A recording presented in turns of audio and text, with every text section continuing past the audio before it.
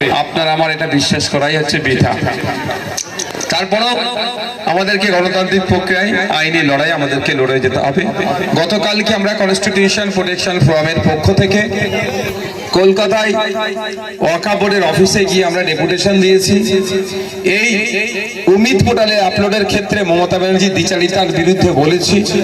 কারণ মমতা ব্যানার্জি কি বলেছিলেন যে তিনি এই পশ্চিমবাংলায় ওয়াকফ আইনকে লাগু হতে দেবে না, বাস্তবায়ন হতে দেবে না। ফলে অনেক মতোয়াল্লিরা মমতা ব্যানার্জির কথাই ভরসা করে ঘুমাচ্ছিল, আপলোড করতে হবে না। কিন্তু এই উমিদ পোর্টাল আজ থেকে 5.5 মাস আগে লঞ্চ হয়েছে, আপলোডের নির্দেশিকা এসেছে। এখন হঠাৎ করে 1 সপ্তাহ 10 দিন আগে মমতা ব্যানার্জি কি বলছেন, নির্দেশিকা দিচ্ছে উমিদ পোর্টালে সব আপলোড করে দাও। এটা কিভাবে সম্ভব ভাই? এটা কিভাবে সম্ভব হয়ে উঠবে? কারণ যা যা ডকুমেন্টস চেয়েছে শুনলাম 46 ধরনের ডকুমেন্টস লাগছে। তো 46 ধরনের ডকুমেন্টস কি সম্ভব এখনই আপলোড করা?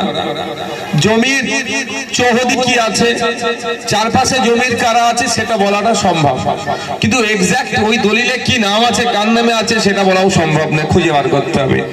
জমির ভ্যালুয়েশন কত, আজকে মার্কেট ভ্যালু কত, সরকারি এতে ভ্যালু কত সেটা তুলতে হবে, সেটাও দেওয়ার কথা বলা হচ্ছে।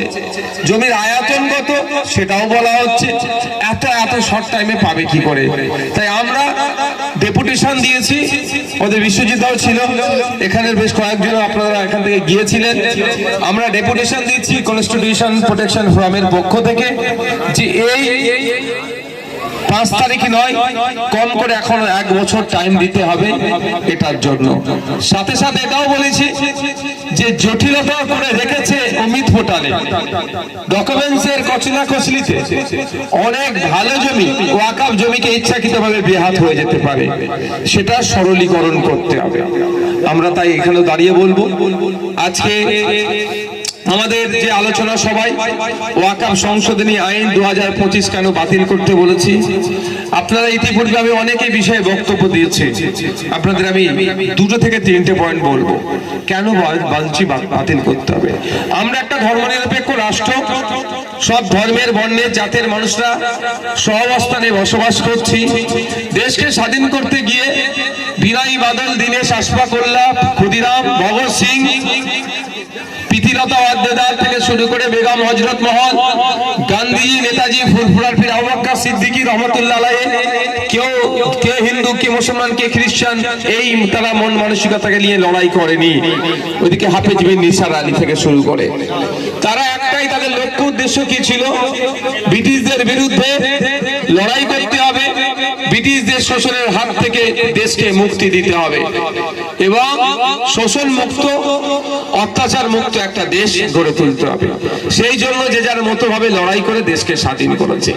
দেশের সংবিধান হয়েছে, সংবিধানের 26 নম্বর, সম্ভবত 26 নম্বর আর্টিকেলে সরাসরি ভাবে উল্লেখ আছে আপনার ইচ্ছে মতো আপনি ধর্ম পালন করতে পারেন, যে কোনো ধর্মকে আপনি চুজ করতে পারেন পালনের জন্য, ধর্মচারণ করতে পারেন এবং ধর্মীয় উৎসব উদযাপন থেকে শুরু করে ধর্মীয় প্রতিষ্ঠানকে আপনি এগিয়ে নিয়ে যেতে পারেন, সংবিধানের আর্টিকেলে উল্লেখ আছে।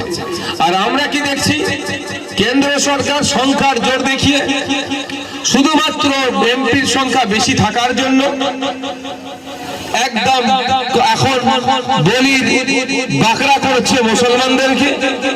তো মুসলিম সম্প্রদায়ের পূর্বপুরুষে রেখে দেওয়া জায়গাগুলো, যে শহরগুলো আছে, শহরের প্রাণ কেন্দ্রে ভালো ভালো প্রপার্টি গুলো আছে, ওইগুলোকে দখল করার তাদের ইচ্ছা হয়েছে। তাদের ইচ্ছে নয়, শিল্পপতিদের নজরে পড়েছে কলকাতার ভালো জমিটা। কলকাতার 10টি ভালো জমির মধ্যে অন্তত 2 থেকে 4টি ওয়াকফ প্রপার্টি আছে। ঠিক একই ভাবে দিল্লি, মুম্বাই শহর দেখুন, ভোপালের মতো শহর দেখুন, যত পুরাতন শহর আছে প্রত্যেকটা শহরের 10টা ভালো জমির মধ্যে 2 থেকে থেকে 4টে ওয়াকফ প্রপার্টি আছে, ওইগুলোকে দখল করার ইচ্ছে গিয়েছে, ওখানে প্রমোটিং করার ইচ্ছা গিয়েছে কাদের? শিল্পপতিদের। তাই শিল্পপতিরা সরাসরি ওরা দখল নিতে পারছে না, সেই জন্য আইনের মারপ্যাঁচে ফেলে এটাকে দখল করতে চাইছে কেন্দ্রের সরকার, তারপরে লিজ হিসাবে শিল্পপতিদের হাতে তুলে দেবে। এটা পুরো পরিকল্পনা মিলিয়ে নেবেন, কিন্তু আমাদের আটকাতে হবে। সেই জন্য আমরা আইন বার করেছে। এই আইনকে চ্যালেঞ্জ করে আমরা সুপ্রিম কোর্টে গিয়েছি। ইন্টেরিয়াম আমরা কিছু ফল পেয়েছি, ফাইনাল অর্ডার এখনো আসেনি। এর মধ্যে সারা রাজ্যে আন্দোলন হয়েছে। মমতা ব্যানার্জি আন্দোলনকে আটকানোর জন্য তিনি জোর গলায় বললেন এখানে আন্দোলন করা যাবে না, দিল্লির বিষয়ে গিয়ে দিল্লিতে আন্দোলন করো, এবং অনেককে ভয় দেখালেন, অনেকে ভয় পেয়ে গিয়েছিল। আইএসএফ ভয় পায়নি মমতা ব্যানার্জির চোখ দেখানোকে, নওশাদ সিদ্দিকী ভয় পায়নি, লক্ষ্মীকান্ত হাসদারা ভয় পায় না, আপনার বিশ্বজিৎ মাইতিরা ভয় পায়নি। সেই জন্য আমরা লাগাতার ওয়াকফ নিয়ে আন্দোলন করে গেছি। কিন্তু কি বলেছিলেন সাথে সাথে? জৈন ধর্মের একটা ধর্মীয় অনুষ্ঠানে গিয়ে কি বলেছিলেন? যে পশ্চিম বাংলায় উনি এই আইনকে লাগু হতে দেবে না।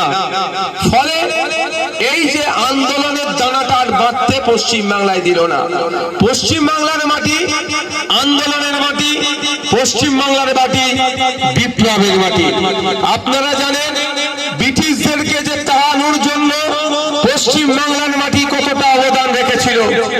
ব্রিটিশদেরকে দেশ ছাড়া করার জন্য অন্যান্য রাজ্যের অনেক ভূমিকা আছে, কিন্তু পশ্চিম বাংলার ভূমিকা সবার উপরে রাখতে হবে। পশ্চিম বাংলায় সব থেকে বেশি বিপাকে ফেলেছিল ব্রিটিশদেরকে। তাহলে এই মাটি সব সময় প্রতিরোধের মাটি, প্রতিবাদের মাটি, বিপ্লবের মাটি। এই মাটি থেকেই ব্রিটিশদের বিরুদ্ধে যেমন আন্দোলন সংগঠিত হয়েছিল, ব্রিটিশরা দেশ ছাড়তে বাধ্য হয়েছিল, এই মাটি থেকেই ওয়াকফ সংশোধনী আইন প্রত্যাহারের আন্দোলন সংগঠিত হলে পশ্চিম বাংলার আন্দোলনের ঢেউ আসামে গিয়ে পড়তো, পশ্চিম বাংলার আন্দোলনের ঝাঁজ আর দিল্লিতে গিয়ে পড়তো, পশ্চিম বাংলার আন্দোলনের ঢেউ মহারাষ্ট্রে পড়তো, পশ্চিম বাংলার আন্দোলনের ঢেউ সারা ভারতবর্ষে ছড়িয়ে পড়তো।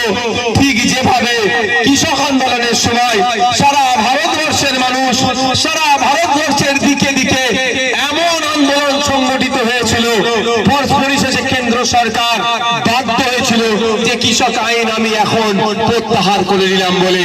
তাই আমরা পশ্চিম বাংলা থেকে শান্তিপূর্ণ প্রক্রিয়ায় গণতান্ত্রিক পদ্ধতিতে সংবিধানকে বাঁচানোর জন্য বিজেপি নিয়ে আসা আইনের বিরুদ্ধে যদি আমরা আন্দোলন সংগঠিত ঠিকঠাক করতে পারতাম, তাহলে কিন্তু এখন এই আইনটা বিজেপি প্রত্যাহার করতে বাধ্য হয়ে যেত। ঠিক সেই সময় হয়তো বিজেপি মমতা ব্যানার্জিকে বলেছে তোমার এই চাকরি চোর যেগুলো আছে, তোমার গরু চোর যেগুলো আছে, কয়লা চোর যেগুলো আছে, বালি চোর যেগুলো আছে, শিক্ষা চোর যেগুলো আছে, এই চোরগুলোকে আমি ধরবো না, আর যে কটা চোরকে ধরেছি জামিন আস্তে আস্তে দিয়ে দেব, তুমি পশ্চিম বাংলায় ওয়াকফ আন্দোলনের দানা বাঁধতে দিও না। সেই জন্য হয়তো মমতা ব্যানার্জি আপনাকে আমাকে চমকেছিল, আর আপনার আমার সাথে বিশ্বাসঘাতকতা করেছিল, আপনার আমার সাথে চিটিংবাজি করেছিল, আপনার আমার সাথে প্রতারণা করলো, আপনাকে আমাকে বোকা বানিয়ে বলেছিল যে আমি থাকতে পশ্চিম বাংলায় এই আইনকে লাগু হতে দেব না। তাই বন্ধুগণ আপনারা বলুন, পশ্চিম বাংলায় বিজেপির নিয়ে আসা আইনকে আইএসএফ লাগু করলো না টিএমসি করলো? একটু বলুন।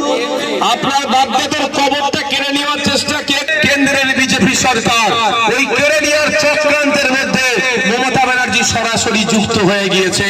এখন আপনারা ডিসাইড করুন, আপনার বাপদাদার কবর বাঁচাবেন না তৃণমূল পার্টিকে বাঁচাবেন? আপনার মসজিদ বাঁচাবেন না তৃণমূল পার্টিকে বাঁচাবেন? আপনার ঈদগাহ বাঁচাবেন না তৃণমূল পার্টিকে বাঁচাবেন? আপনার মাদ্রাসাকে বাঁচাবেন না তৃণমূল পার্টিকে বাঁচাবেন? আপনারাই ডিসাইড করুন। কি করবেন গো? বলতে ভয় লাগছে নাকি?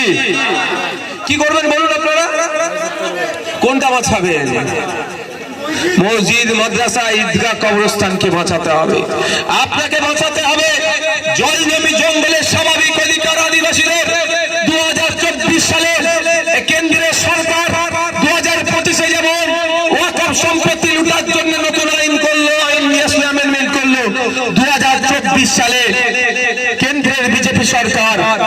আদিবাসীদের হাত থেকে জঙ্গলের অধিকার কেড়ে নেওয়ার জন্য 2006 সালের ফরেস্ট রাইট অ্যাক্টকে অ্যামেন্ডমেন্টের নামে, সংশোধনের নামে নতুন আইন করলো। এই আইন করে কি হলো? 100 কিলোমিটার জঙ্গলের পরিধি কমিয়ে দিল। ওই 100 কিলোমিটারের মধ্যে কি হবে? আপনারা শিল্পপতিরা আমাদের জায়গা তৈরি করবে, রিসর্ট করবে, ভাড়া দেবে। কিন্তু সংবিধানের 6 শিডিউল অনুযায়ী যেখানে আদিবাসী অধ্যুষিত ব্লকগুলো আছে, আদিবাসী অধ্যুষিত জেলাগুলো আছে, এই জেলায় বা এই ব্লকের 1 টাকা ইনকাম হলে এই as per 6 schedule of constitution of ইন্ডিয়ার 6 নম্বর শিডিউল অনুযায়ী ওই 1 টাকার উন্নয়ন হলে ওই 1 টাকাই আদিবাসীরা পাবে। কিন্তু এখন নতুন আইন করে ওখানে রিসর্ট বানাবে, প্রাসাদ সম বাড়ি বানাবে, ওখানে যাই করুক না কেন ওটার আমার আদিবাসী ভাইরা ভাগ পাবে না, ওটা ওই শিল্পপতিরা পেয়ে যাবে। ওই আইনটাকে রাজ্যের মমতা ব্যানার্জি সরকার চুপি সারে মেনে নিয়েছে। তাই আপনাকে ডিসাইড করতে হবে আদিবাসীদের অধিকার বাঁচাবেন না তৃণমূলের ঝান্ডাকে বাঁচিয়ে রাখবেন। আপনারা বলুন, আমাদেরকে আদিবাসীদের অধিকার বাঁচাতে হবে। জাহের খানের জমি বাঁচাবে না তৃণমূল নামক দলটাকে বাঁচাবে? আপনাদের ডিসাইড করতে হবে। গরম খানের জমি বাঁচাবেন না তৃণমূলটাকে বাঁচাবে? আপনাকে ডিসাইড করতে হবে। বন্ধুগণ, 2014 থেকে 2025 এই 11 বছরে আমি পার্লামেন্টের ইতিহাস যতটা পেরেছি তুলে দেখতে পেরেছি। যদি আমি ভুল বলি আপনি ঠিক বলে দেবেন, আমি শুধরে নেব। এমন একটাও কোন আইনের বা অ্যামেন্ডমেন্টের সেন্ট্রালের এক্সট্রিম পর্যায়ে গিয়ে মমতা ব্যানার্জি বিরোধিতা করেনি বিজেপির।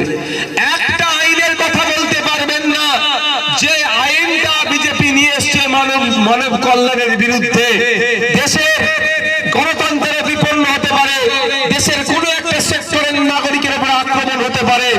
এই ধরনের বিল প্রত্যাহারের জন্য এক্সট্রিম পর্যায়ে গিয়ে গণতান্ত্রিক প্রক্রিয়াতে প্রতিবাদ করতে মমতা ব্যানার্জির দলকে দেখেনি। 2019 সালে আপনাদের বলেছিল এই গ্রামে গ্রামে এসে এনআরসি সিএ করে নাকি দেশ থেকে তাড়িয়ে দেবে। পার্লামেন্টে যখন ভোটাভুটি হচ্ছিল সেই সময় কিন্তু রাজ্যসভাতে বিজেপির সেই অংশে এমপি ছিল না, এই বিলটাই পাস হতো না। সেই সময় দেখা গেল লোকসভা রাজ্যসভা মিলিয়ে তৃণমূলের